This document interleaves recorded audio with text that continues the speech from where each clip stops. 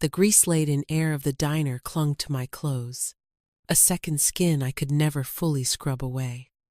It was a smell of desperation, of burnt coffee and cheap frying oil, the scent of my life for the past 6 months. Outside, the rain hadn't stopped for 3 days, turning the city into a smear of weeping neon lights. Inside, it was just another Tuesday night, which meant it was slow, the handful of patrons nursing lukewarm cups of coffee as if they held the secrets to the universe. My feet ached, a dull, throbbing pain that started in my heels and radiated up my spine, a constant reminder of the 16 hours I'd been standing. But the physical pain was a dull whisper compared to the screaming panic in my chest. Rent was due tomorrow. $475 I did not have. Leo's inhaler prescription needed a refill. Another $80. The electricity bill, already a month overdue, had arrived with a final notice, its red lettering like a slap in the face. It was a mountain of debt, and I was at the bottom, being crushed by its weight. I clutched the damp dishcloth in my hand, my knuckles white. My son, my sweet 6-year-old Leo, was the only thing that kept me from simply lying down on the cracked linoleum floor and giving up. His little face, pale from the persistent cough that rattled his small frame, was a constant image behind my eyes. He was staying with Mrs. Gable, our elderly neighbor, who watched him for a pittance I still struggled to pay. He deserved so much more than this. He deserved a mother who wasn't perpetually exhausted and terrified. He deserved a father who hadn't gambled away their future on the turn of a card, leaving us with nothing but his debts and the hollow echo of his empty promises. The bell over the door chimed, a tinny, cheerful sound that was utterly at odds with the atmosphere. I didn't look up immediately. It was probably just another trucker looking for a cheap meal. I finished wiping down the sticky countertop, the motion automatic, my mind still churning through impossible calculations. Find another job? I was already working a full-time nursing position at the clinic and picking up every extra shift here I could get. There were no more hours in the day. Ask for another advance? My boss, Sal, was a good man, but he wasn't a charity. Table for 3. The voice cut through my frantic thoughts like a shard of glass. It was deep, resonant, and carried an authority that did not belong in a place like this. I finally looked up, and my breath caught in my throat. There were 3 of them, all dressed in immaculate black suits that probably cost more than my apartment building. They seemed to suck the very air out of the room, their presence a stark, imposing contrast to the worn-out vinyl booths and flickering fluorescent lights. 2 of them were broad-shouldered and stoic, their eyes scanning the diner with a professional alertness that was deeply unsettling.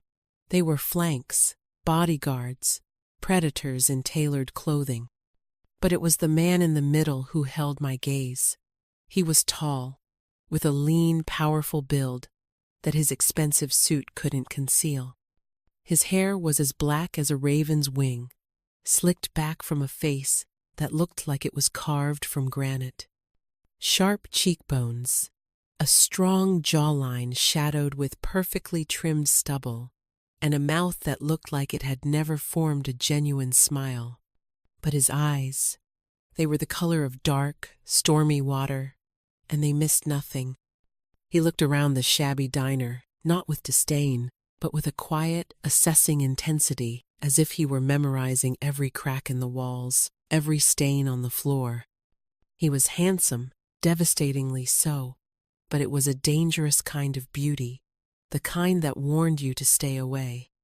I swallowed, forcing my professional waitress smile into place. Of course, right this way. My voice sounded thin and reedy. I led them to the cleanest booth in the back corner, away from the other patrons. It was an instinct, a need to sequester this palpable danger from the mundane misery of the rest of the room. They slid into the booth, the leader taking the seat that faced the door. Of course he did. I handed them the plastic-coated menus, my fingers trembling slightly. I prayed they didn't notice. "I'll be back in a moment to take your order," I said, my voice barely a whisper. I retreated to the relative safety of the counter, my heart hammering against my ribs. Sal poked his head out from the kitchen, his eyes wide. He gestured at them with his spatula. "Who are they? The feds?" he whispered hoarsely. "I have no idea," I whispered back. "They look like they own the city."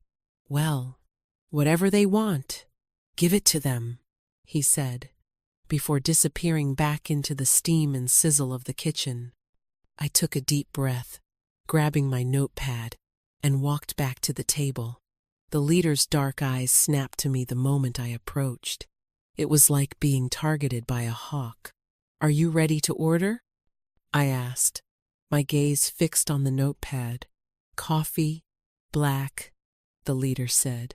His voice was like aged whiskey, smooth but with a definite burn. "Just coffee?" He didn't answer. He just looked at me, his expression unreadable. One of the other men spoke, his voice gravelly. "3 black coffees." I nodded, scribbling it down, and fled. My hands were shaking so badly I sloshed some of the hot coffee onto the saucer as I carried it back.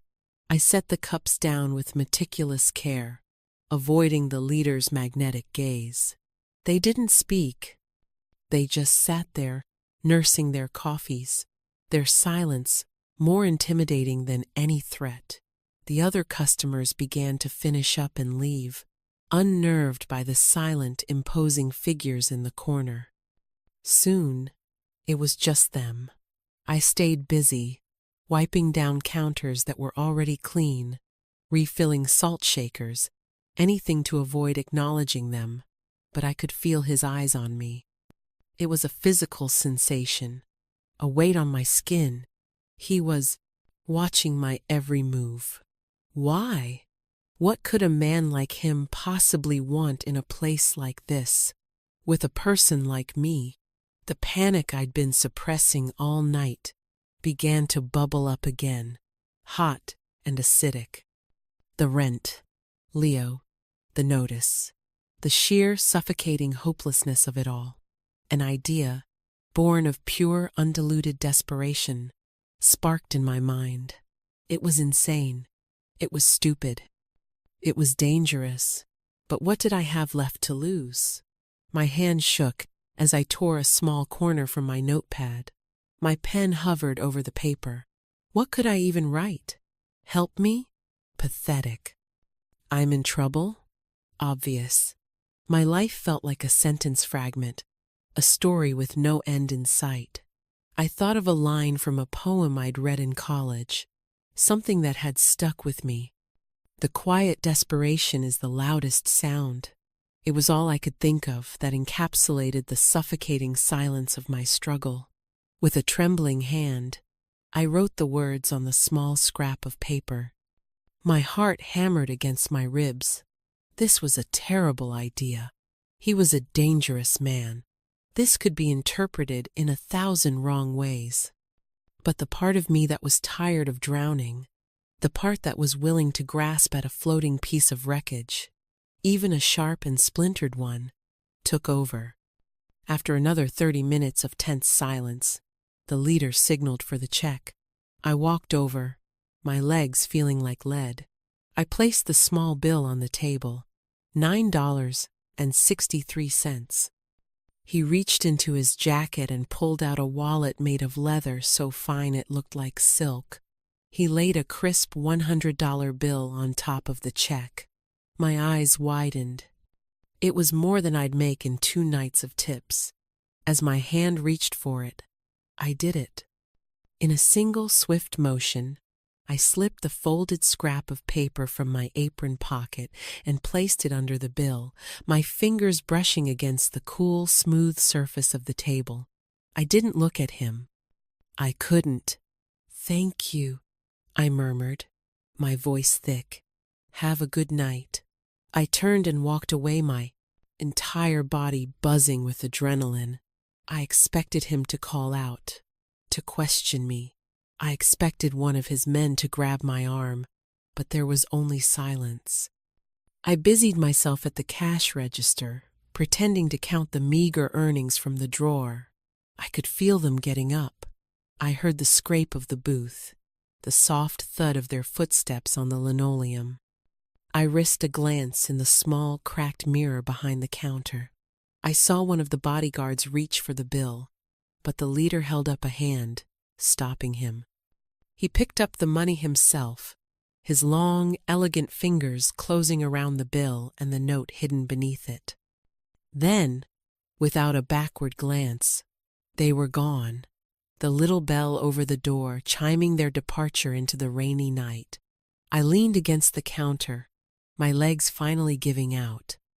I slid down to the floor, burying my face in my hands. What have I done? I had just slipped a cryptic, desperate note to a man who was almost certainly a high-level criminal, a mobster, a gangster.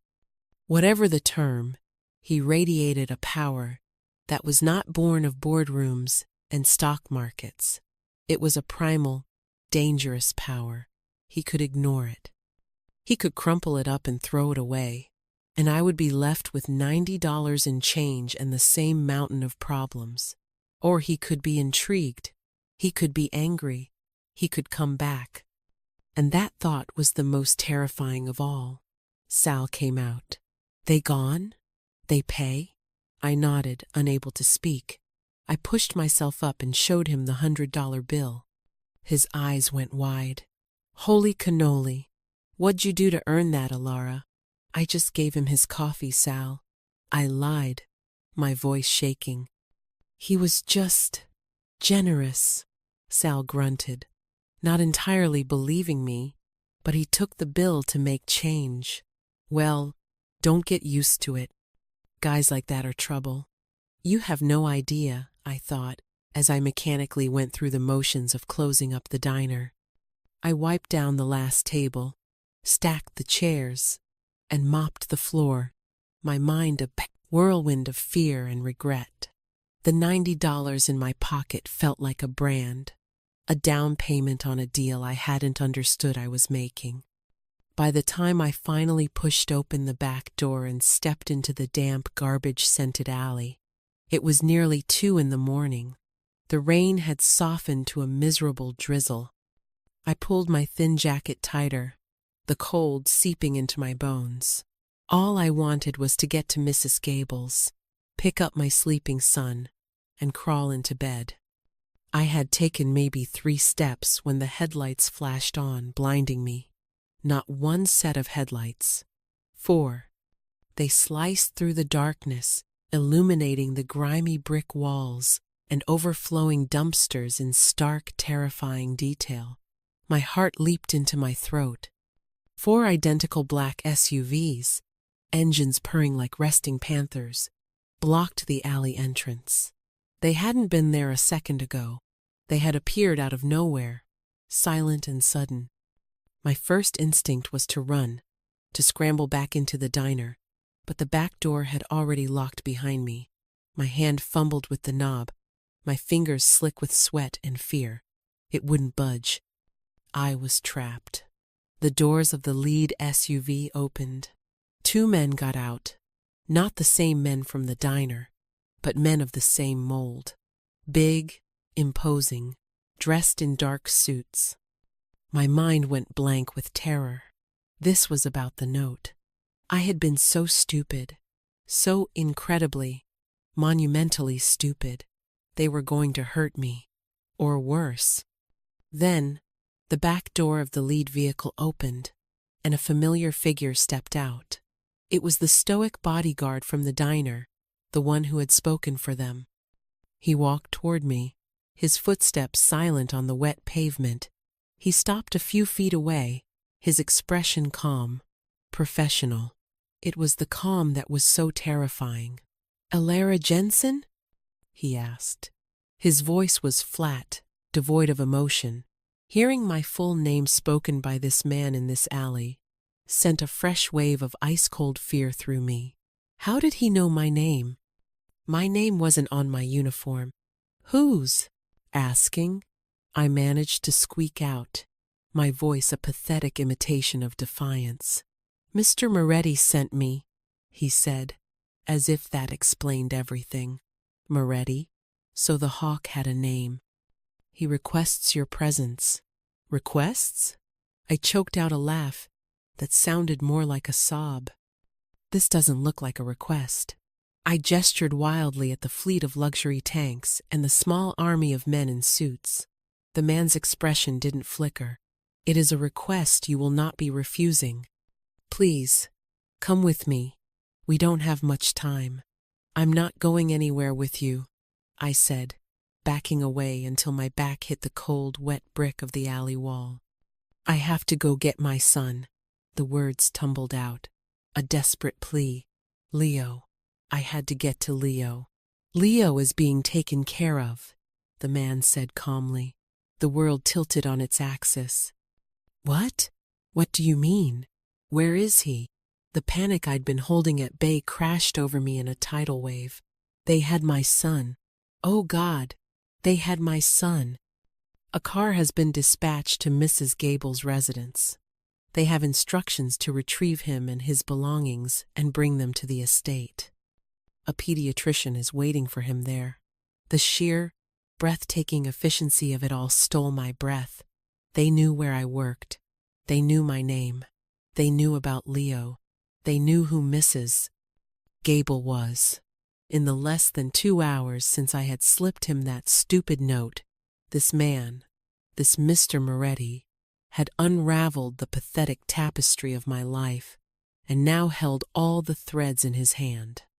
This wasn't an invitation. This was an abduction, an extraction. You can't do this, I whispered, tears finally breaking free and tracing hot tracks down my cold cheeks.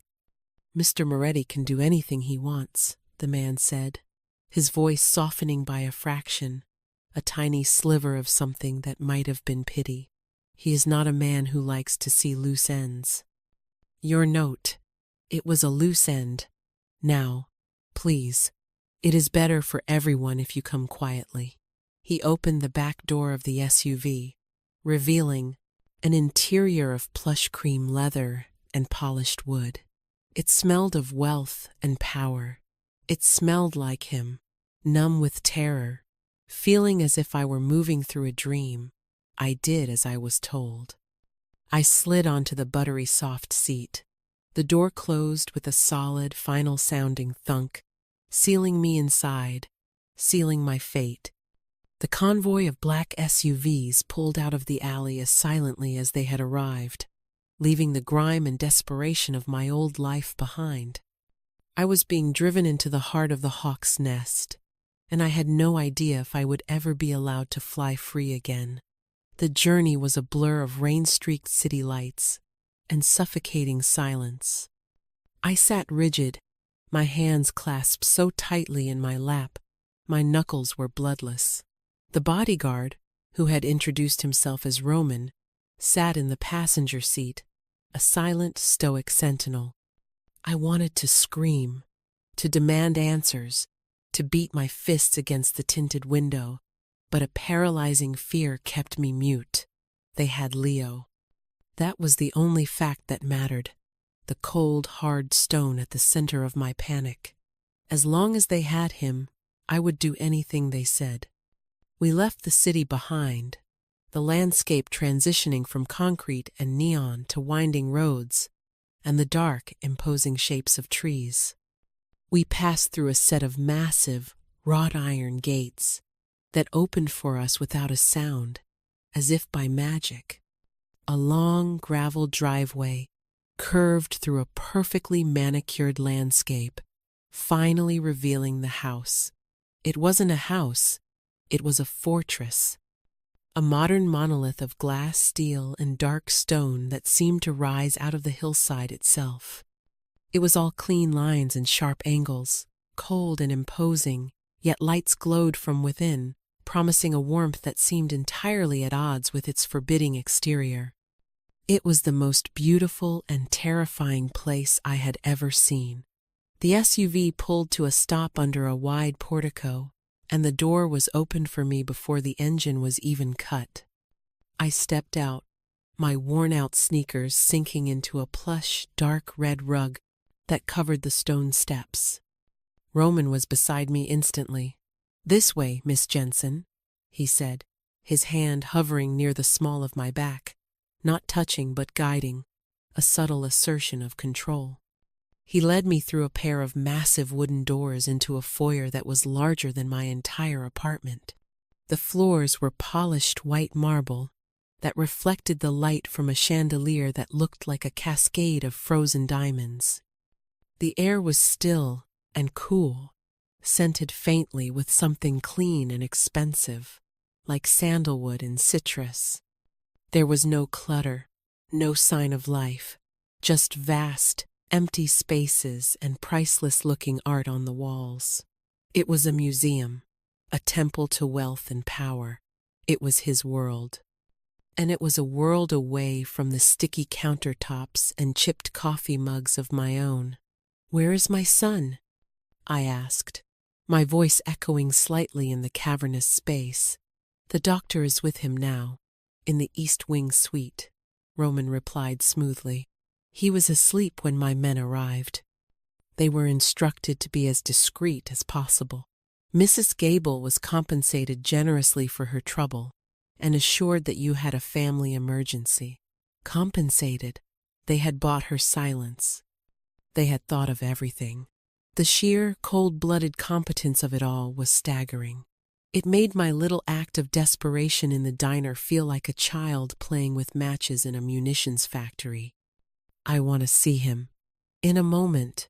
Mr. Moretti is waiting for you in his study." He gestured down a long, wide hallway. Each step I took on the marble floor felt like a step deeper into the lion's den. He stopped before a set of double doors made of dark, polished wood, and knocked once, a soft, respectful rap. "Enter," a familiar voice commanded from within. My heart did a painful little flip. Roman opened the door and stood aside. "Miss Jensen, sir." I stepped inside, and the door clicked shut behind me, leaving me alone with him. The study was as imposing as the rest of the house, but it felt more personal.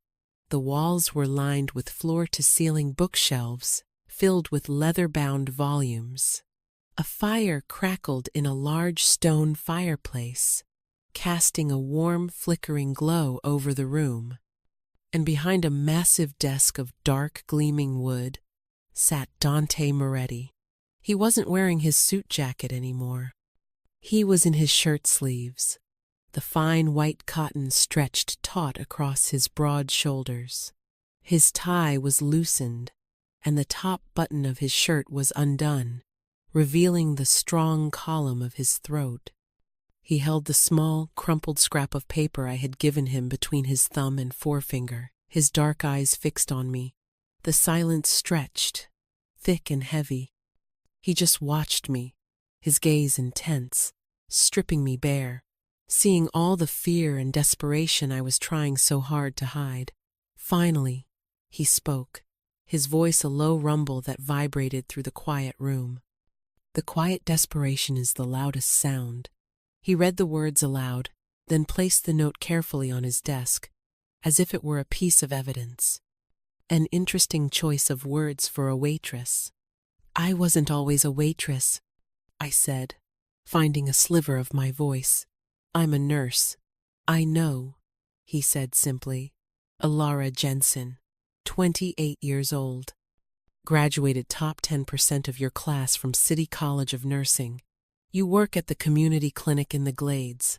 You pick up shifts at Sal's Diner to make ends meet. You have a son, Leo, age 6. He suffers from chronic asthma. Your ex-partner, Liam Doyle, is a gambling addict who cleared out your joint savings account 8 months ago, leaving you with approximately $6,000 in credit card debt and 2 months of back rent. He recited the facts of my miserable life as if he were reading a grocery list. Each word was a nail hammering me into place. How? How do you know all that? I whispered, horrified. When something piques my interest, I make it my business to know everything, he said, his eyes never leaving mine. And you, Miss Jensen, have piqued my interest. He stood up and walked around the desk, his movements fluid and predatory. He stopped a few feet in front of me. Up close, he was even more intimidating. He was taller than I'd realized, and he radiated a raw, contained energy that made the air around him feel charged. Why did you give me this note? I swallowed hard, my throat dry. I don't know, I said honestly. It was a moment of weakness, desperation. I didn't expect this. What did you expect? He pressed, his voice soft but relentless. A generous tip? A kind word? I expected you to throw it away, I admitted, my gaze dropping to the floor. I needed to do something. Anything. I felt like I was screaming and no one could hear me. He was silent for a long moment. I chanced to look up at him. His expression was unreadable, a mask of cold control. But there was something in his eyes, a flicker of something I couldn't name. Understanding? Empathy? It seemed impossible. I heard you, he said, and the simple words hit me with the force of a physical blow. He leaned against the front of his desk, crossing his arms over his powerful chest. The movement was casual, but the intensity of his focus never wavered. I am going to make you an offer, Miss Jensen, and I advise you to listen very carefully. My chin lifted. I'm not for sale. A ghost of a smile touched his lips, a cold, humorless thing. Everything is for sale. It's just a matter of finding the right price. I am prepared to solve all of your problems. Your debt will be cleared. All of it. Your son will receive the best medical care money can buy. A team of specialists will be at his disposal. You will never have to worry about a bill, a prescription, or a late notice ever again. I stared at him, my mind reeling. It was everything I had been praying for, a miracle delivered by the devil himself. What's the catch? I asked, my voice laced with suspicion. Men like you don't do things out of the kindness of their hearts. That is true, he conceded, his gaze unflinching. I am not a kind man. My conditions are simple. You and your son will live here, in this house. You will be under my protection. You will not leave these grounds without my permission and my security. Your ex-partner, Liam Doyle, I will handle him. He will never bother you or your son again. In return for this, you will want for nothing. You will have security, comfort, and peace of mind, everything your life currently lacks. It was a gilded cage. He was offering to lock me away in a beautiful prison. And what do you get out of it? I demanded. Why do this for a complete stranger? He pushed off the desk and took a step closer. He smelled of sandalwood and power. I told you. You piqued my interest. Let's just say I have a dislike for messes. Your life is a mess, created by a weak, contemptible man. I have the means and the desire to clean it up. I also have an aversion to seeing a woman like you, a woman with strength and fight in her eyes, being crushed by circumstances she did not create. He paused, his gaze dropping to my mouth for a fraction of a second before returning to my eyes. And perhaps I am simply a collector of rare and beautiful things that catch my eye. The implication hung in the air between us, heavy and suffocating. I was to be his newest acquisition, a possession. My first instinct was to refuse, to spit his offer back in his face. But then I thought of Leo, sleeping in a comfortable bed just a few hallways away, a doctor watching over him.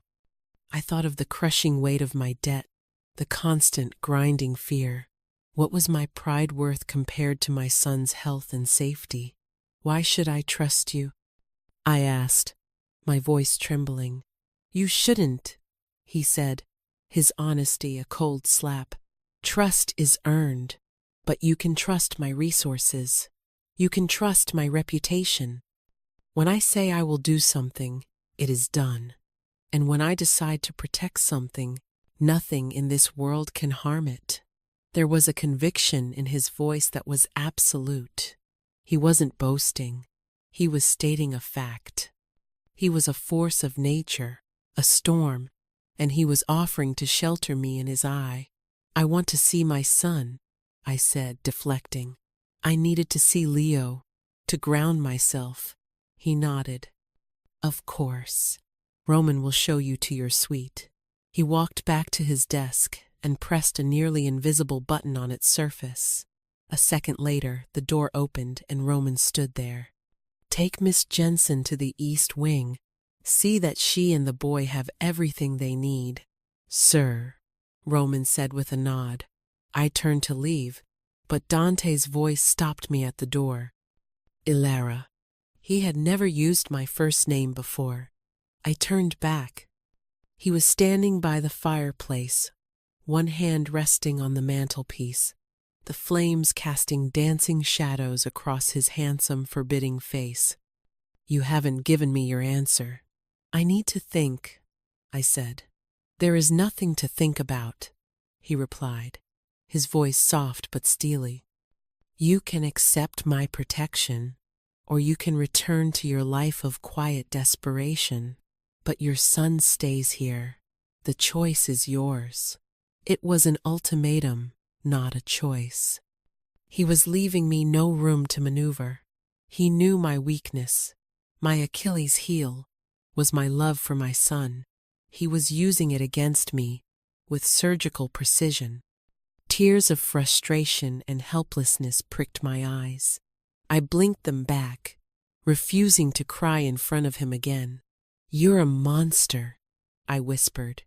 He didn't deny it. Perhaps, he said, his dark eyes holding mine, but even monsters can be useful. Go to your son, Ilara. We will speak again in the morning. Roman led me through a labyrinth of silent, elegantly appointed hallways. My mind was a chaotic jumble of fear, anger, and a bewildering sense of relief. I was a prisoner, but for the first time in months, the frantic, screaming panic in my chest had quieted to a dull roar. Roman stopped at another set of double doors and pushed one open. Your suite, Miss Jensen. I stepped inside and my breath hitched. It was not a room. It was an apartment, larger and more luxurious than any I had ever imagined. A spacious living area with a plush white sofa, a fireplace, and a wall of glass overlooking a darkened garden. To one side was a kitchenette stocked with high-end appliances. Roman pointed to a door. That is your bedroom and adjoining bath. And through here, he led me to another door and opened it. My heart squeezed. The room was decorated in soft blues and whites. In the center was a child's bed, and sleeping peacefully in it, tucked under a soft duvet, was Leo. His small face, so often pinched with worry or the strain of trying to breathe, was relaxed in sleep. His chest rose and fell in a slow, even rhythm. He wasn't coughing. A woman in neat professional scrubs stood up from a chair in the corner. He's fine, she said in a kind, quiet voice. His vitals are excellent. We've administered a nebulizer treatment with a new medication. He should sleep soundly through the night. On a nearby table I saw it. The new inhaler, a nebulizer machine, and several other boxes of medication that I knew cost a small fortune. There were also toys, building blocks, a fleet of colorful toy cars, and a stuffed bear so large it was almost as big as Leo. My knees felt weak with a dizzying mix of gratitude and resentment. Dante Moretti had accomplished in 2 hours what I had been failing at for months. I walked over to Leo's bed and gently brushed a stray curl from his forehead. His skin was cool and dry. He looked peaceful. He looked healthy. Tears I had refused to shed in front of Dante now streamed freely down my face. I was trapped. I was owned. But my son was safe. For a mother drowning in a sea of fear, that was the only lifeline that mattered. I looked around the beautiful, opulent room, at my sleeping child, and I knew there was no choice. There had never been a choice. I had walked into the hawk's nest, and now it was my home. Later, after the doctor had left, and Roman had assured me that guards were posted outside our suite and in the gardens, I sat on the edge of Leo's bed, just watching him breathe.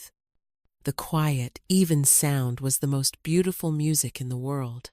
I couldn't bring myself to go to my own room, a palatial space with a bed so large it felt obscene and a bathroom carved from marble.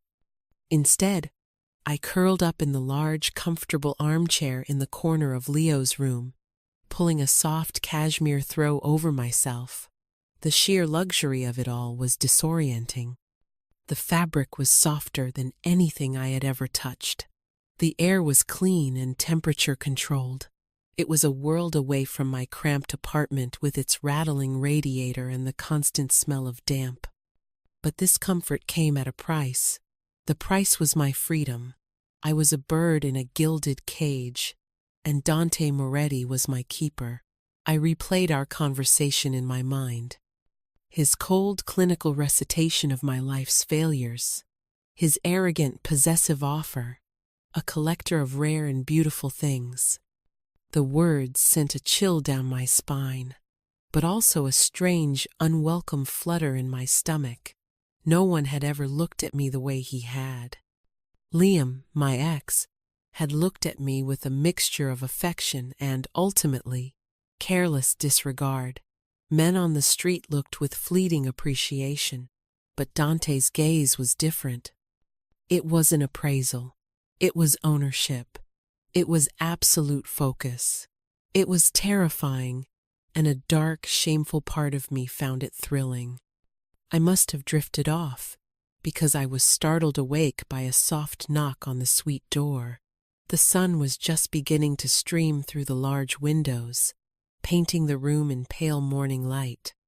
I looked at the clock on the bedside table. It was just after 7. Leo was still sleeping soundly. I crept out of his room, closing the door softly behind me, and went to answer the main door to the suite. A young woman in a simple, neat black dress stood there holding a tray. "Good morning, miss. Mr. Moretti thought you might appreciate some coffee." She smiled politely. On the tray was a silver pot, a delicate china cup and saucer, and a small plate of pastries that looked like they belonged in a magazine. "Thank you," I murmured, taking the tray. The coffee was rich and fragrant, nothing like the burnt sludge from the diner. I sat on the plush white sofa, sipping the coffee, feeling like an imposter in someone else's life. This was my new reality: servants, fine china, and a constant, unnerving sense of being watched. An hour later, after I had showered in a bathroom that was bigger than my old kitchen, using soap that smelled of roses and vanilla, there was another knock. This time, it was Roman. "Good morning, Miss Jensen. Mr. Moretti would like you to join him for breakfast." It wasn't a request. I glanced back at Leo's room. "My son. The doctor has already been in to check on him. He is still sleeping. There is a baby monitor on the table. It is connected to my security system. You will be alerted to the slightest sound. He is perfectly safe." Once again, they had thought of everything. Resigned, I followed Roman out of the suite and down a different hallway to a bright, sun-drenched room with a wall of glass that opened onto a stone terrace. A table was set for two with a simple but elegant breakfast. Dante was already there, standing by the open glass doors, looking out at the sprawling gardens. He was dressed in dark trousers and a soft gray cashmere sweater that made him look less like a crime boss and more like the lord of a manor. He turned as I entered, and his dark eyes swept over me. I was wearing a pair of simple jeans and a soft sweater I'd found in the closet of my room. They fit perfectly, of course. "Good morning, Alara," he said, his voice smoother, less harsh than the night before. "Did you sleep well?" "Not really," I answered honestly. "It will take time to adjust," he said, gesturing for me to sit. He sat opposite me as a silent server filled my plate with eggs, fruit, and toast. The food was delicious, but I could barely taste it. My stomach was a knot of anxiety. "Have you considered my offer?" he asked, after a few minutes of silence. "You didn't give me a choice," I pointed out, setting my fork down. "You told me my son was staying here regardless." "I stated a fact," he corrected gently. "The choice was whether you would stay with him, a choice I was confident you would make. You are a good mother." The compliment coming from him was disarming. "What do you want from me, Dante?" I asked, using his first name for the first time. It felt strange and dangerous on my tongue. He paused, his fork halfway to his mouth. He looked at me, his expression serious. "For now, I want you to relax. I want you to let the doctors take care of your son. I want you to eat, to sleep, to remember what it feels like not to be terrified every second of the day. I want you to accept my protection. And in the long term?" I pressed. "In the long term," he said, his gaze intense. "We will see." Before I could respond, his phone, which was sitting face down on the table, buzzed. He glanced at the screen, and a flicker of annoyance crossed his features. He answered it, his voice dropping back into its commanding, businesslike tone. "Yes?" He listened for a moment, his jaw tightening. "Where?" "No, do not engage. I want eyes on them, that's all. Report every move they make. I'll handle it." He ended the call and placed the phone back on the table. The brief moment of civility was gone. The dangerous man was back. "Trouble?" I asked, unable to stop myself. He gave me a sharp look. "Nothing that concerns you. If I'm going to be living in your house, under your protection, then I think it does concern me." I countered, my bravery fueled by a sudden spike of anger. "What was that about? Who are they?" He studied me for a long moment, as if weighing his options. I expected him to shut me down, to tell me to mind my own business. Instead, he surprised me. "The men in the diner last night," he began, his voice low. "We were not there for the coffee. That diner is on the edge of territory that belongs to a rival, a family called the Falcones. They have been making moves they shouldn't be making. Getting greedy." "So you're a mobster," I stated flatly. It wasn't a question. He didn't flinch. "I am a businessman. My business is power. And sometimes power requires unpleasant negotiations." He took a sip of his coffee. "The Falcones are vultures. They prey on the weak. They are unprincipled. Now, it seems, they have become aware that I have a new house guest." The implications of his words hit me with the force of a physical blow. "Me? They know about me?" "News travels fast in my world," he said grimly. "They will see you and your son as a vulnerability, a weakness they can exploit." "Oh God," I breathed, my hand flying to my mouth. I had not only endangered myself, but I had put Leo in the crosshairs of a mob war. "Do not be afraid," he said. his voice firm. He reached across the table and, for the first time, he touched me, his fingers wrapped around my wrist. His skin was warm, his grip strong and reassuring. The contact sent a jolt of electricity up my arm. This is my world, Alara. I control it. They will not touch you.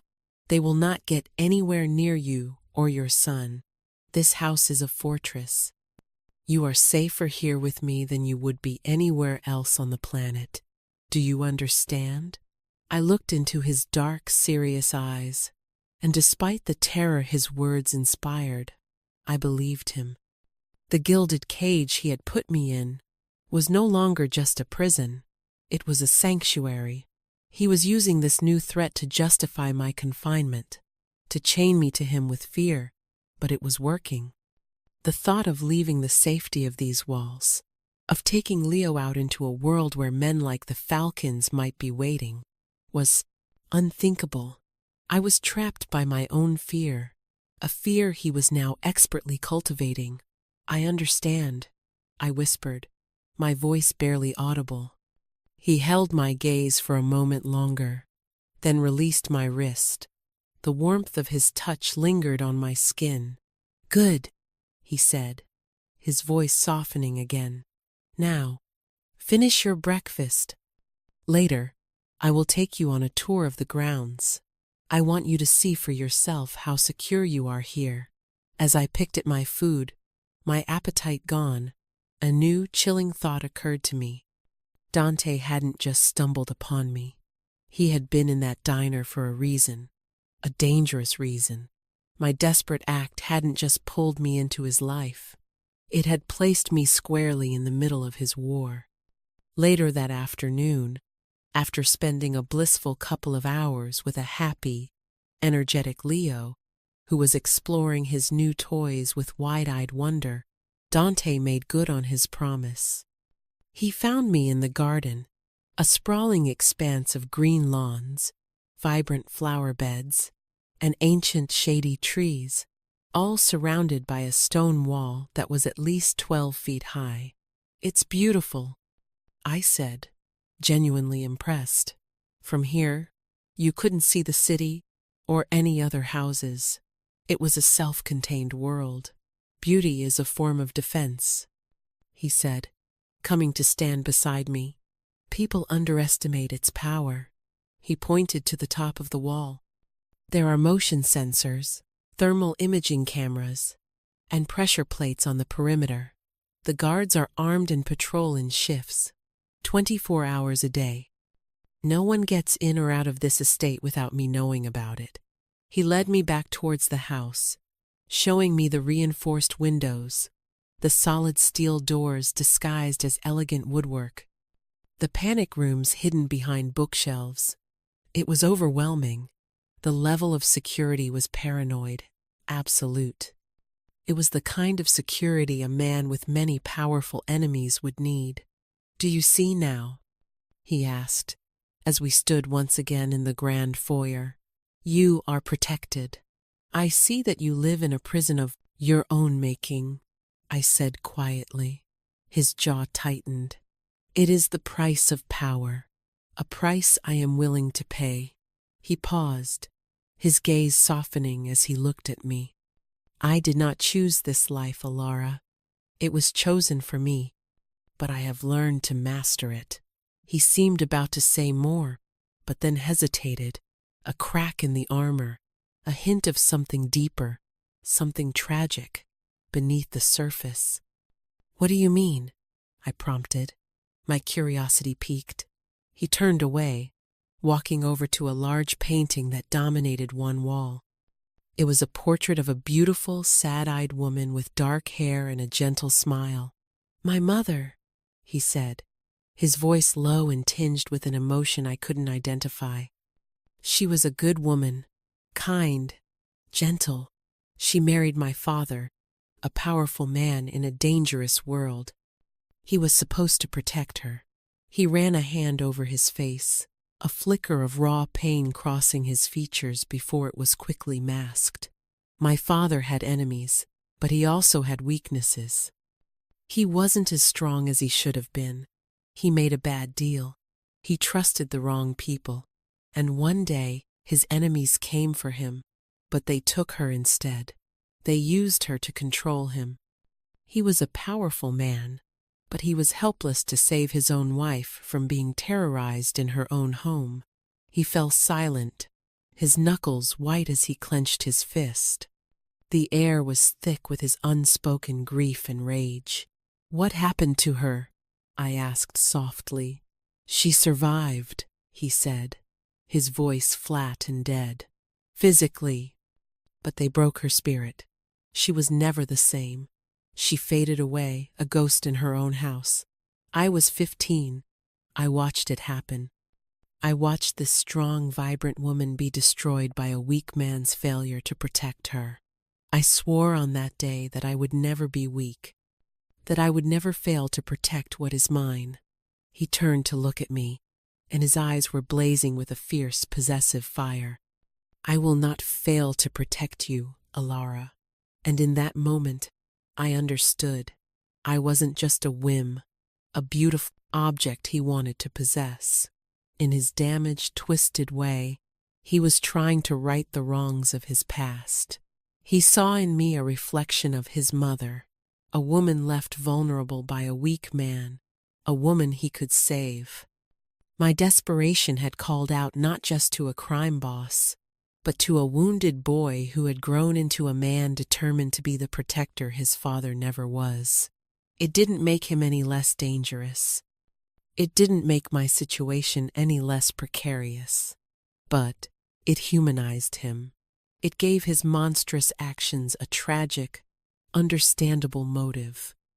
It made him infinitely more complex, and infinitely more dangerous to the fragile walls I was trying to keep around my own heart. The next few days passed in a surreal haze. I fell into a strange routine. Mornings were spent with Leo, watching him grow stronger and more vibrant with each passing day. The dark circles under his eyes faded, replaced by the rosy glow of health. His laughter, free from the rattle of a cough, echoed through the grand, sterile halls of the mansion, breathing life into them. He was happy. He was safe. And for that, I was shackled to Dante Moretti by a debt of gratitude, so heavy it felt like lead in my soul. Dante was a constant, looming presence. He would join us for breakfast, his dark eyes watching me over the rim of his coffee cup. He would appear in the garden as I pushed Leo on a swing set that had been erected overnight. He never crowded me, never pushed, but he was always there, an observer in the new life he had curated for me. We had conversations, stilted and careful, about books, about the city, about everything and nothing. I was learning the rhythm of his world, the careful dance of living with a man who controlled my entire existence. The external threat of the falcons hummed in the background, a low-frequency anxiety. I would see Dante taking hushed, intense phone calls. I would see Roman conferring with grim-faced men in the driveway. The security around the estate seemed to tighten, the Terran guards more alert. Dante used it to his advantage, subtly reinforcing my dependence on him. "Stay away from the west-facing windows today," he would say casually, and I would obey without question, my heart pounding at the implied danger. But the more immediate threat, the one that had been the catalyst for this whole nightmare, was still unresolved. Liam, my ex, the source of my debt and my heartache. I hadn't heard from him, which was unusual. He typically called when he needed money, his voice a wheedling, pathetic whine. I hadn't told Dante my new address or phone number, but I knew with a chilling certainty that Dante knew how to find him. The confrontation came on a Thursday. I had just put Leo down for his nap when Roman appeared at the door of my suite. "Mr. Moretti requests your presence in the main drawing room, Miss Jensen." There was a gravity in his voice that set my teeth on edge. I followed him down the wide, sweeping staircase. The drawing room was another vast, intimidating space, decorated in shades of cream and gold, with floor-to-ceiling windows overlooking the front driveway. Dante was standing by the window, his back to me, his hands clasped behind him. He looked tense, a coiled spring of dangerous energy, but he wasn't alone. Slumped in one of the delicate antique chairs, looking small and utterly pathetic, was Liam. My blood ran cold. He looked terrible. His clothes were rumpled, his hair was greasy, and his eyes were wide with a terror I recognized all too well. He had the look of a cornered rat. Two of Dante's impassive guards stood behind his chair. "Liam," I breathed, my voice barely a whisper. He jumped at the sound of my voice, his head snapping up. "Ilara, thank God, tell them who I am. This is all a misunderstanding." His voice was high and panicked. Dante turned slowly from the window. His face was a cold, hard mask of contempt. He didn't even glance at Liam. His eyes were fixed on me. "There is no misunderstanding," Dante said, his voice dangerously soft. "I know exactly who he is. He is the man who abandoned you and your sick child. He is the man who stole your money. He is a parasite." Liam shrank back in his chair, sputtering. "Now hold on a minute. I was going to pay her back. I just had a run of bad luck." "Silence," Dante commanded, and the word cracked through the room like a whip. Liam flinched as if he'd been struck, his mouth snapping shut. Dante walked over to a small table and picked up a thick folder. He tossed it onto the coffee table in front of me. "That is a full accounting of your gambling debts, Mr. Doyle. To the Falcons, among others, you owe over $50,000. You are a desperate man, and desperate men do stupid things." Dante then looked at me. "He came to your old apartment this morning, Ilara. When he found you gone, he went to the diner. He was making a scene, asking questions, drawing attention." My stomach churned. This was exactly what Dante had warned me about. Liam's desperation was a beacon, a spotlight that could lead danger right to my door, right to Leo's door. "So my men picked him up," Dante continued, his voice lethally calm. "And we had a conversation. And now we are going to finalize our arrangement." He turned his cold gaze back to Liam, who was visibly trembling. "You have two options. Option 1, I hand you over to the Falcons. They will not be pleased about your outstanding debt. I imagine your death will be slow and unpleasant. I will, of course, ensure they know that you have no further connection to Ilara, so your death will not cause any complications for me." Liam's face went ashen. "No, please." "Option 2, Dante continued, ignoring him. "You will sign these papers." He nodded to another set of documents on the table. "They terminate your parental rights to Leo, completely and irrevocably. You will cease to be his father in the eyes of the law. You will also sign a legally binding agreement to never come within 500 miles of Ilara or Leo again. You will not call, you will not write, you will not make any attempt at contact for the rest of your life." I can't just sign away my son," Liam protested, a note of false bravado in his voice. Dante smiled, a chilling, predatory baring of teeth. "He is not your son. A son is someone you provide for, someone you protect. You have done neither.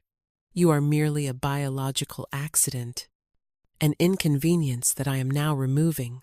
He gestured to a briefcase on the floor. Roman stepped forward and opened it. It was filled with stacks of cash. "In return for your signature and your permanent disappearance, I will give you this, $100,000, enough to pay off your debts and start a new life somewhere far away from here. If you ever break the terms of our agreement, If I ever hear your name again, I will find you, and there will be no second offer. There will only be option one. I stared, mesmerized and horrified. This was Dante's power in action. Not just violence, but the cold, calculated application of wealth and intimidation. He was buying my son's freedom from a man who had never deserved him. He was erasing Liam from our lives as easily as he might swat a fly. Liam looked from the money to Dante's face, to the impassive guards, and finally to me. His eyes were pleading. "Alara, you're going to let him do this?" I looked at this weak, selfish man who had caused me so much pain. I thought of the nights I had cried myself to sleep, the terror of not being able to afford medicine for my son. And I looked at Dante, this terrible, magnificent monster who was offering me a clean slate, a future free of this man's poison. There was no contest. "Sign the papers, Liam," I said, my voice cold and steady. The last bit of fight went out of him. Defeated, he slumped in his chair. "Give me the pen," he muttered. I watched as he scribbled his name, signing away his son, his past, our history. It was a surgical, brutal, and utterly effective solution. When it was done, Dante's men hauled Liam to his feet. Roman handed him the briefcase. "There is a car waiting to take you to the bus station," Roman said. "I suggest you be on the first bus heading west." They dragged him out of the room. I was left alone with Dante, the signed papers sitting on the table between us like a treaty. I was shaking, a strange mixture of relief, disgust, and a dark, unsettling gratitude. He had done a monstrous thing, and he had done it for me. "It's done," he said, his voice soft again. "He's gone. He will never hurt you again." I looked up at him, at this man who had ripped my old life out by the roots. "You enjoyed that," I whispered. He didn't deny it. He walked over to me, his presence overwhelming in the suddenly silent room. He crouched down in front of me, so his eyes were level with mine. "I enjoy protecting what's mine, Alara," he said, his voice a low, intense murmur. "And make no mistake, you are mine." Before I could process the raw possessiveness of his words, he leaned in and pressed a soft, brief kiss to my forehead. It was not a kiss of passion, but of ownership, a brand. Then he stood up and walked out of the room, leaving me trembling in the golden afternoon light, my freedom bought at a terrible and wonderful price. The confrontation with Liam left me reeling. Dante had surgically removed the primary cancer from my life, and he had done it with a casual brutality that was both terrifying and intoxicating. The rest of the day, I felt untethered, floating in the strange new reality he had built for me. Liam was gone. The word echoed in my mind. Gone. No more wheedling phone calls. No more broken promises. No more looking over my shoulder. The relief was so profound, it was almost painful. That evening, the atmosphere in the house shifted. The air grew thick with a tense, focused energy. I saw more guards than usual, their movements crisp and purposeful. Dante was sequestered in his study for hours. When he finally emerged, he was dressed in a simple black t-shirt and dark pants, a practical uniform that seemed to highlight the dangerous potential in his every muscle. He found me in the library, where I was curled in a leather armchair pretending to read. "Alara," he said, his voice taut. I looked up. His face was grim, his jaw set.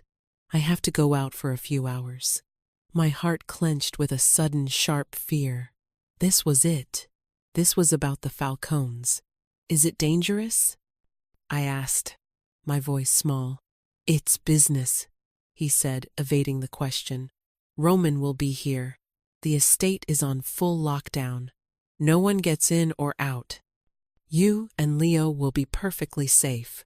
I need you to stay in your suite and not open the door for anyone but Roman. Do you understand? Yes, I whispered. I understood all too well.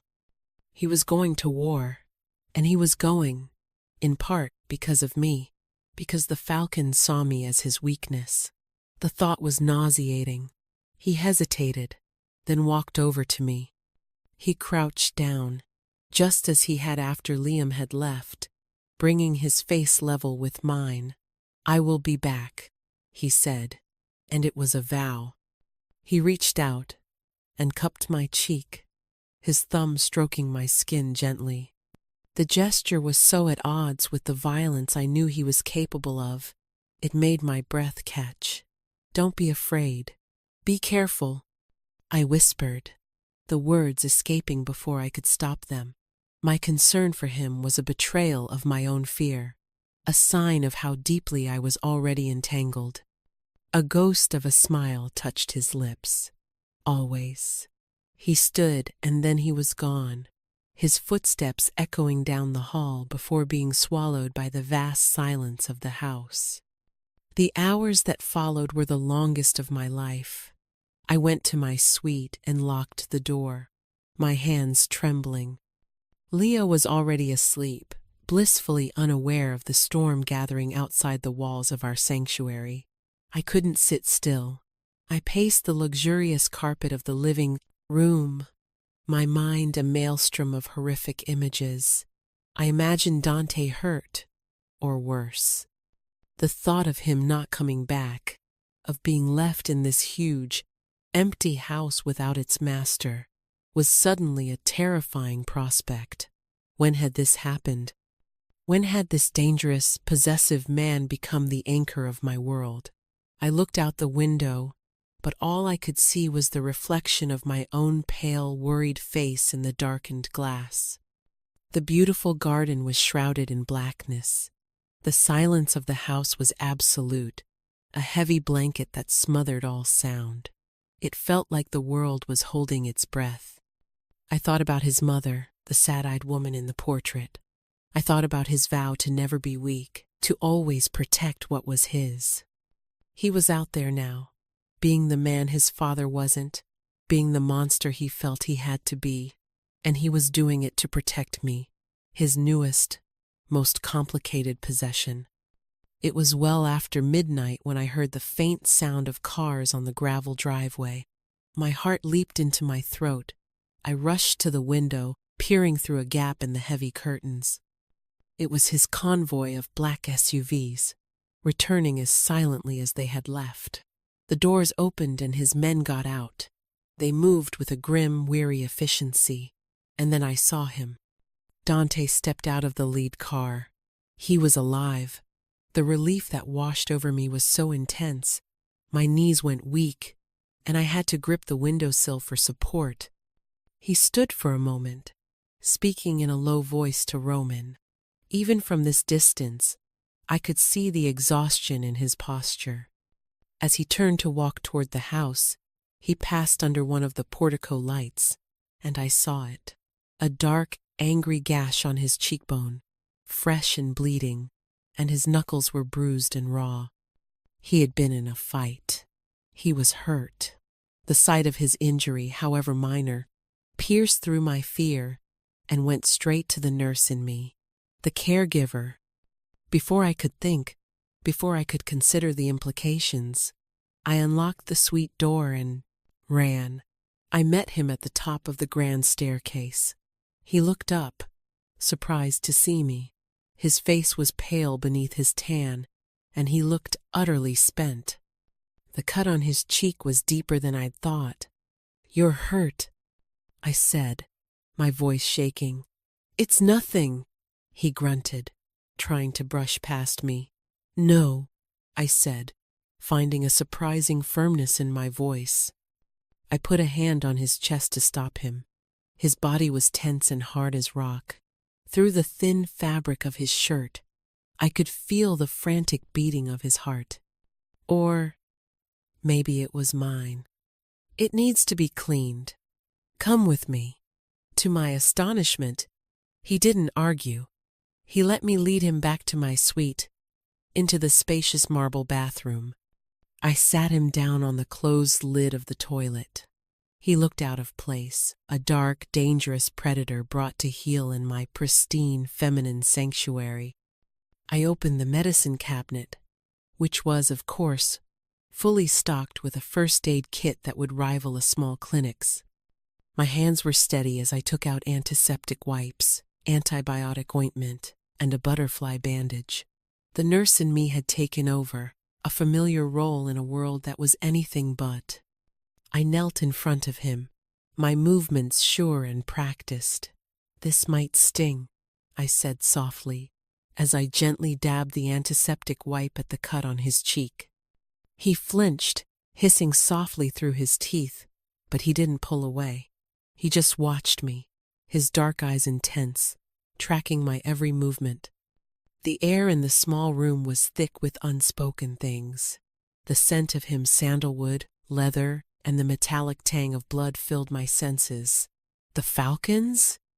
I asked quietly, my eyes focused on my task. "They will no longer be a problem," he said, his voice rough with exhaustion. "For anyone." The finality in his tone sent a shiver down my spine. He had not just won, he had annihilated. I finished cleaning the cut and carefully applied a thin layer of ointment. My fingers brushed against his skin, and it was like a spark of lightning in the quiet room. His breath hitched. I looked up and my gaze was snared by his. The exhaustion was still there, but underneath it was something else, something raw and vulnerable. The mask was gone. I was seeing the man, not the monster. "Thank you," he murmured, his voice barely a whisper. "You were reckless." I chided gently, my voice trembling slightly. "You could have been killed." "It was a risk I had to take," he said, his eyes searching mine, "to ensure there would be no more risks to you." We were kneeling and sitting, close enough that I could feel the heat radiating from his body. The rest of the world, the grand house, the sleeping child, the violence of the night, it all faded away. There was only the space between us, charged and humming with a tension that had been building since the moment I slipped that note under his bill. He lifted a hand, his bruised knuckles gently tracing the line of my jaw. His touch was hesitant, questioning. "Alara," he breathed my name, and it was a prayer, a confession. And then he leaned in, and the space between us disappeared.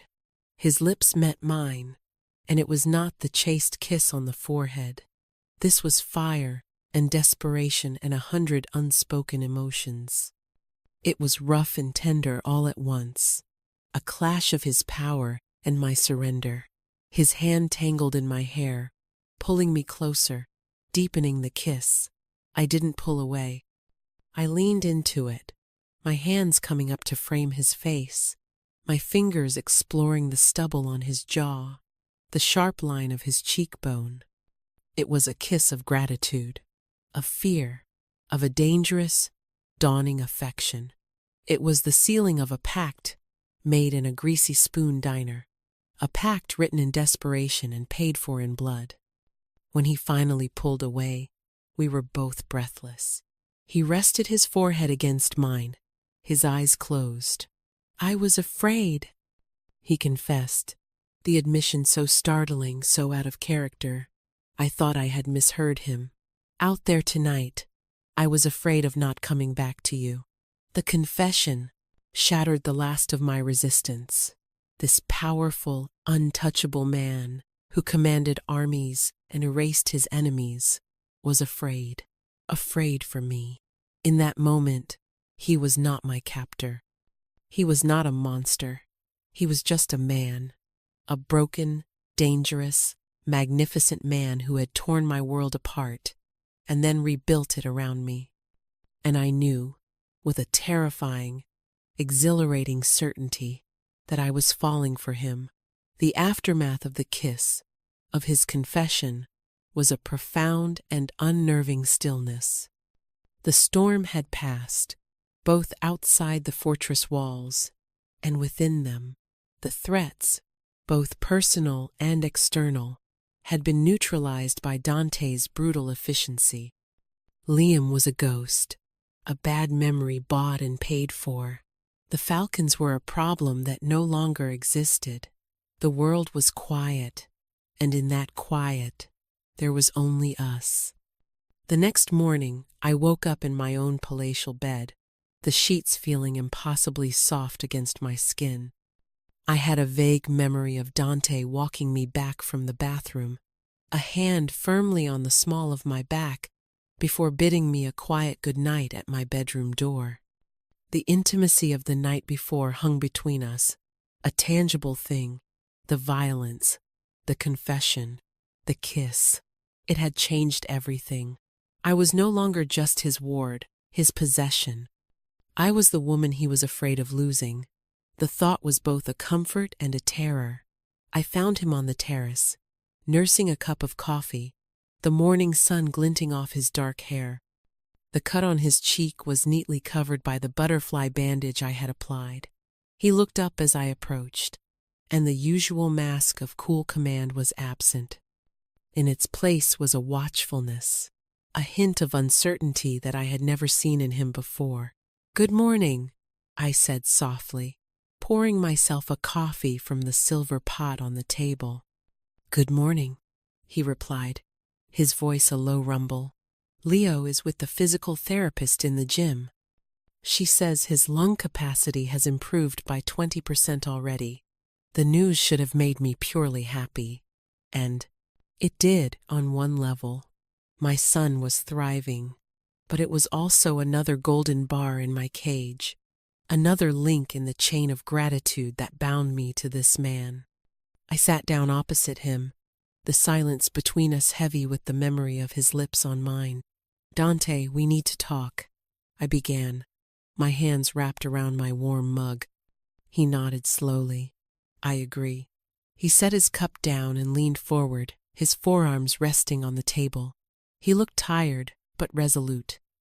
"Ilara, I have done things. I have made decisions on your behalf without your consent. I brought you here against your will. I dealt with your ex-partner in a way that was final. I eliminated a threat that you were not even fully aware of.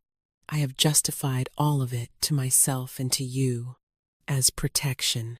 I listened, my heart thumping a slow, heavy rhythm in my chest. I didn't know where this was going, but last night, he continued, his gaze unwavering, something changed. When I kissed you, it was not the action of a guardian protecting his ward, and your response, it was not that of a prisoner. He paused, searching my face. "I have built you a fortress, Ilara, but I realize now it is also a cage, and I will not keep you in a cage." My breath caught. "What are you saying?" "I am saying that you are free to go," he said, and the words, so simple, so long, awaited, struck me dumb. "The threats are gone. Liam will never bother you again. The falcons are no longer a concern. You are safe. I have arranged for a trust to be set up in your name. It contains enough money to ensure that you and Leo will want for nothing for the rest of your lives.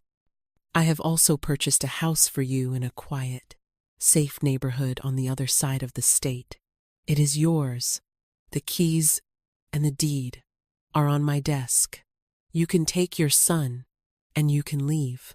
Today, you can go back to your life, or a better version of it, and never see me again." I stared at him, utterly stunned. This was it, the choice, the one I never thought I would get. Freedom, safety, financial security, everything I had ever dreamed of. He was giving it all to me, no strings attached.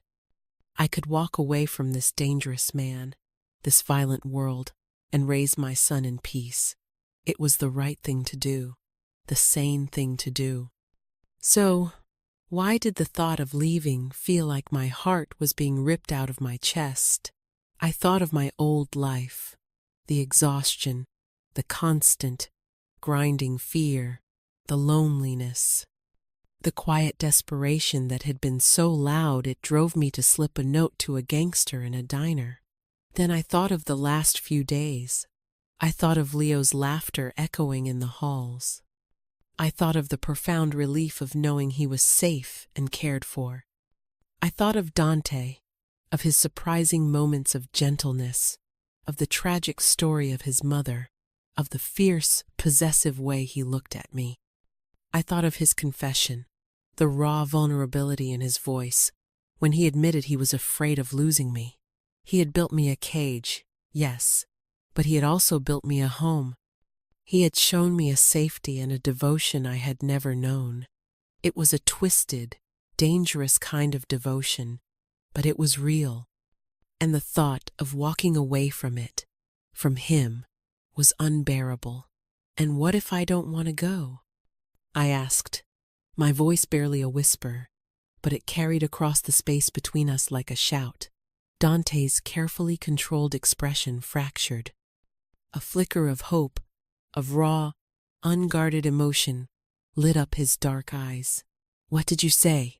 I stood up, my chair scraping against the stone terrace. I walked around the table until I was standing before him. I looked down at this powerful, dangerous man who had just handed me my freedom, and I saw the tension in his shoulders, the tightness around his mouth. He was terrified of my answer. The realization gave me a dizzying sense of my own power. I don't want the house, I said, my voice stronger now. I don't want the trust fund. I don't want to leave. I took a breath, the words tumbling out, honest and true. My old life is gone. You destroyed it. And I'm glad.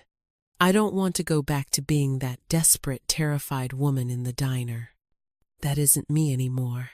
I looked around at the beautiful, sun-drenched terrace, at the fortress that had become my sanctuary.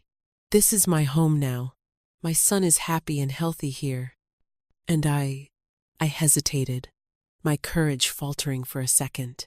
And you? He prompted, his voice thick with emotion. He stood up slowly, so he was towering over me, his presence magnetic. And I want to be here, I finished, my gaze locked with his. With you. It was a conscious choice. A surrender. Not the surrender of a victim, but the surrender of a woman choosing her partner, her future. I was choosing his world. I was choosing him. A slow smile spread across Dante's face. But it was not the cold, humorless smile I had seen before. This one was different. It was real. It reached his eyes, crinkling the corners, transforming his harsh, handsome features into something breathtaking. He reached out and pulled me against him, his arms wrapping around me, holding me so tightly I could barely breathe. I buried my face in his chest, inhaling the familiar scent of him, my arms circling his waist.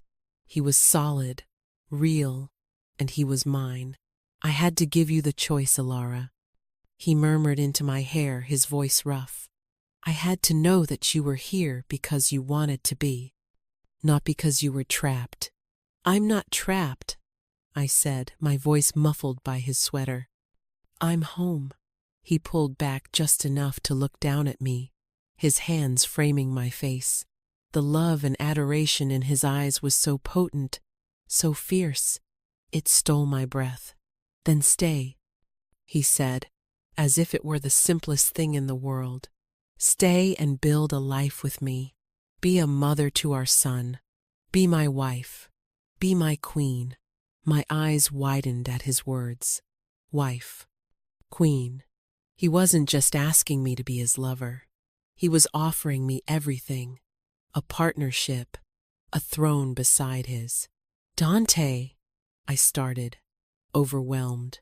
Don't answer now, he said, cutting me off with a gentle finger to my lips. But no, that is what I want. Everything. He leaned down and kissed me, and this time there was no violence, no desperation.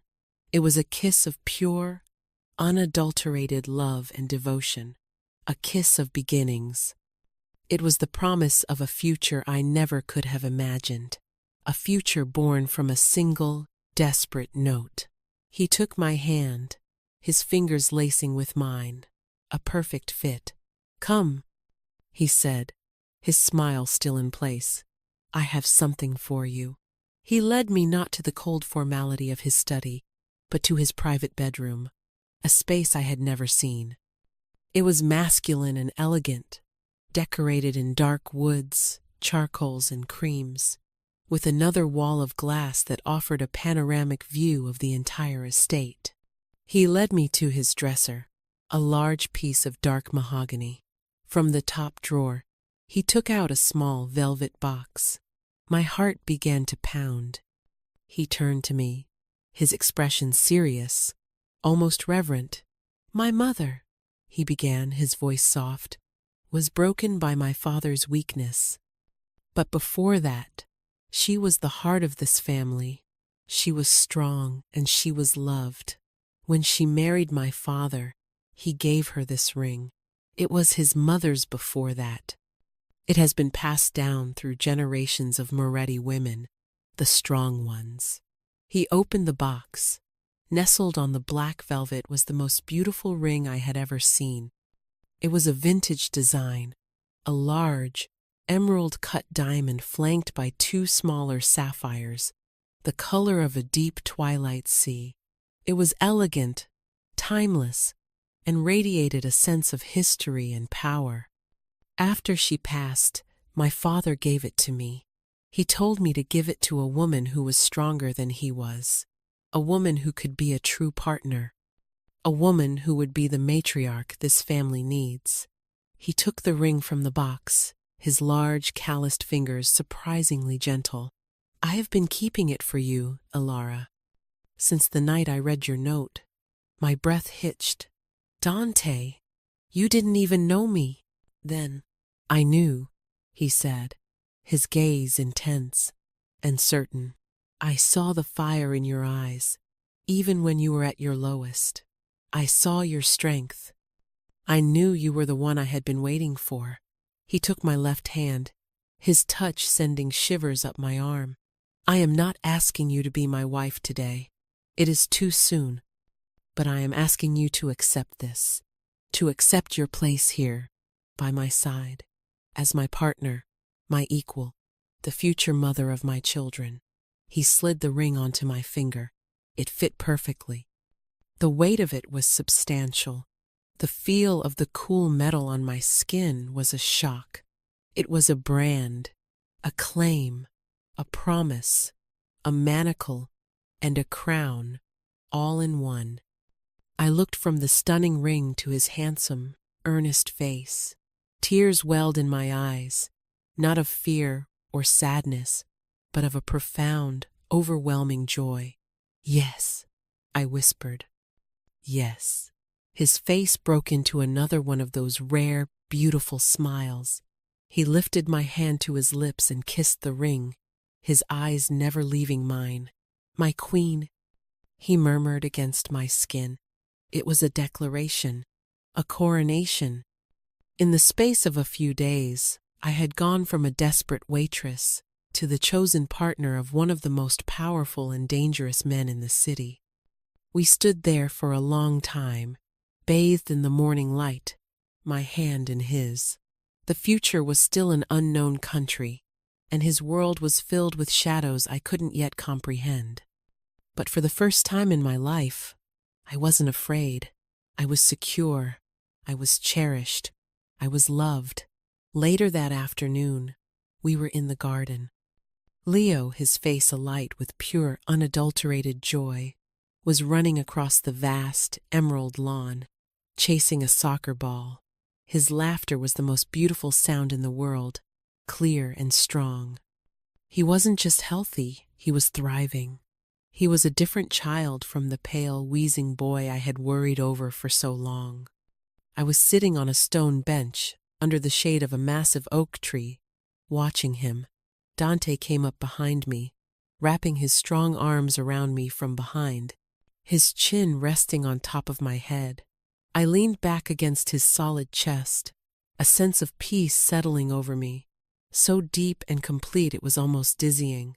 "Look at him," I said softly, my voice thick with emotion. "He is happy," Dante said, his voice a warm rumble against my ear. "He is safe. As are you." I twisted my hand in the light, watching the diamond and sapphires catch the sun, sending out brilliant flashes of blue and white fire. My gilded cage had transformed. It was no longer a prison, but a sanctuary, a kingdom, and I was not its prisoner, but its queen. The journey here had been born of terror and desperation, a chaotic fall into a world I never knew existed. But as I sat there, wrapped in the arms of my dark protector, watching our son laugh in the sun, I knew, with every fiber of my being, that I had not fallen. I had been saved. I had found my way home. The quiet desperation was finally, blessedly, silent, and in its place was the loud, beautiful, and vibrant sound of a new life beginning.